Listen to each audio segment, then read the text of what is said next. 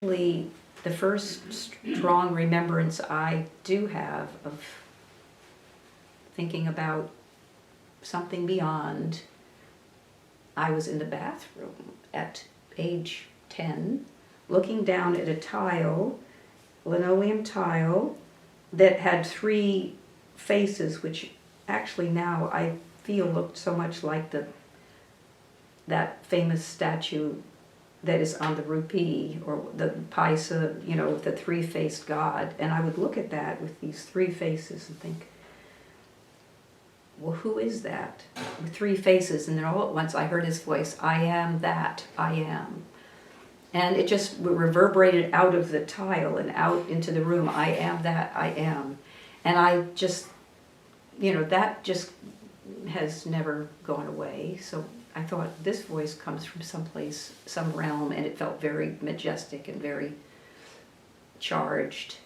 Of course, time passed and went to college, met Annie Weld, who later became Annie Weld Bell, and through her sister and her sister's boyfriend at the time, Goody Harding and Sister Catherine, we became drawn by hearing Mayor Baba's name. Goody was friends with many folks where he went to college at Harvard University, and he was very drawn, and Catherine then became drawn. Long story short, they married. We had a tremendous experience at their wedding in which we knew that Mayor Baba was our master. Backing up a little bit, Annie and I became very drawn to the occult, and we would go to this very psychic woman in Boston who called herself Witch Leslie, who said, she told us she had been initiated into a coven in Salem when she was a teenager, and she had a husband whom she introduced to us, Ruby Hart, who was this imposing fellow who would play the saw, and all the chairs would creak in the room, and we would have all these experiences, and then seances, and the table would tip, and and Ouija boards, and we were just totally flipped with the occult. Okay, so Baba, knowing we were very enamored of this whole realm, used that to draw us in. And what transpired was that at Catherine and Goody's wedding,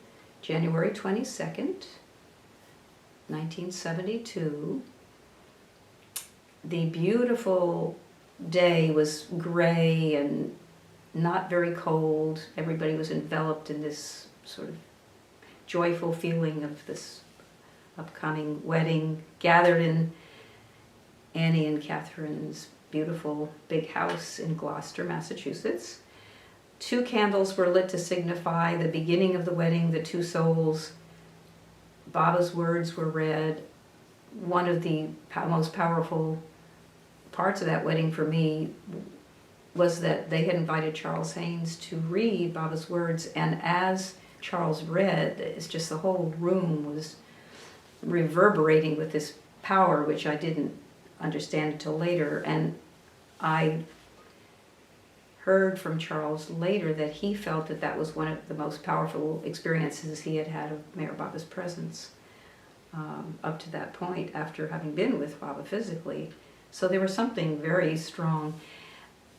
At that wedding, Barbara Palouse, who was then married to Malcolm, so Barbara and Malcolm were there, and Addie and B. Wahlberg, and so there was a lot of very wonderful energy in the room. And just as 2 candles were brought together and lit 1 candle to signify their union in the divine, in Mayor Baba's love, at that moment rings had been exchanged, the candle was lit, and all at once, bam, the lights went out.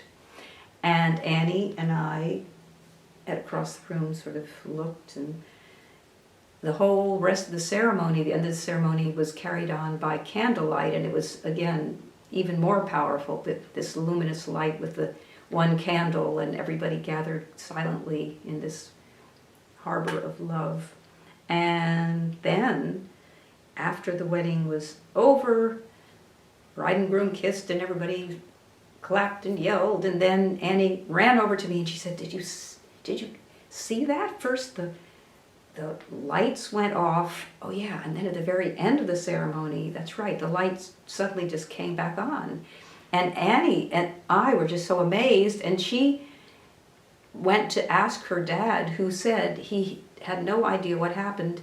He had rushed off to talk to the caterers. They had rushed downstairs to the fuse boxes, did all they could, nothing worked. They just were off for the most significant part of the wedding. They came back on at the very end. And so then Annie and I thought, if Mayor Baba can turn off lights at appropriate moments and turn lights back on, this person, this whoever he is, must have some good psychic powers. And so then later in the evening, after the dancing and dinner and the bride and groom left, I was sitting in the kitchen talking with Annie and her younger sister Helen. Late at night, it eventually came around to the incredible power of the candle being lit, the lights going off, then at the very end of the ceremony, the lights coming back on. Nobody had turned them off, nobody had turned them on. And Helen said, Annie's younger sister said, well, maybe we should go check out the Mayor Baba Center. Annie and I, you know, gurus were not our thing, and we liked hooey-wooey is what I call it now. The occult was much more appealing. And at that moment, just as we were, all the lights in the whole house went off again. At that instant, as the lights flicked off, at that very instant, Annie and I both began to experience this incredible ecstatic bliss. And at the same instant, we knew Mayor Baba was our spiritual master, our guide, our friend. And we both knew that the other was swimming in this bliss also. We had no words needed to be said. We were just in this, the brightness of this darkness, together experiencing this tremendous bliss. And finally, one of us said to the other, well, when are we going down to the Baba Center? Neither could remember who asked or who said that, but instantly we agreed we were going to do that. We floated off to bed early the next morning. We were awakened by this sound of somebody knocking very insistently, and rushed out into the foyer of the house as Annie's father came down the steps from the bedroom upstairs down to the foyer, opened the door, and as he opened the door, the knocking stopped, nobody was there, and Annie and I felt like Mayor Baba was saying, come as quickly as you can, open the door of your hearts, come to Myrtle Beach. We just felt like that was his way of saying, get on the road. So we were totally, I mean, it's amazing what we put ourselves through as far as a lot of hitching and all this. So we hitchhiked to Myrtle Beach, got to the Baba Center, and the first thing that happened was we were called into Elizabeth and Kitty's house. Elizabeth sat us down. When she heard that we had hitchhiked to the center, she looked very upset, but in a very, Elizabeth type of way. She says, now, dears, I want you to promise never to hitchhike again, because Mayor Baba has enough trouble running the universe without trying to take care of two, I don't know, she probably didn't say wild or crazy, or two irresponsible girls out on the highway not taking care of themselves. So you must promise. So instantly we got reined in. Then in the original kitchen, I was having these experiences which I felt were elevating me to some higher plane of consciousness with automatic writing.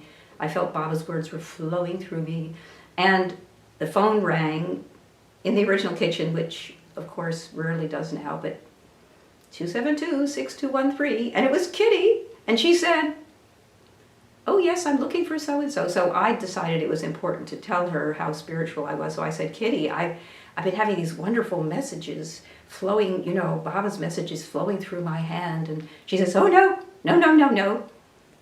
that's not Baba's way. That's lower animal magnetism.